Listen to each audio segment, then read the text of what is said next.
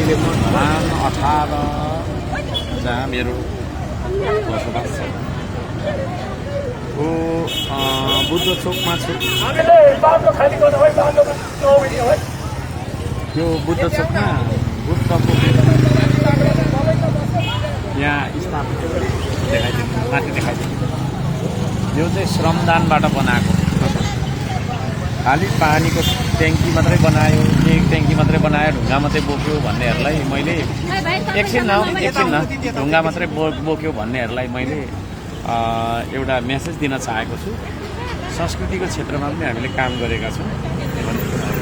यहाँ पहिला यो टिन राखिएको थियो,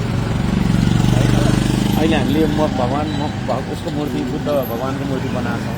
तलबाट लाइट दिने पनि हाम्रो योजना छ, बनेको छ। र यो बुद्ध चोक एरिया नै हो। बुद्ध चोक माथिल्लो चोकलाई बुद्ध चोक भन्छौँ, तर बुद्ध चोक एरिया नै हो। र भगवान् बुद्धको शालिक यो मूर्ति श्रमदानबाट हामीले बनाएको है।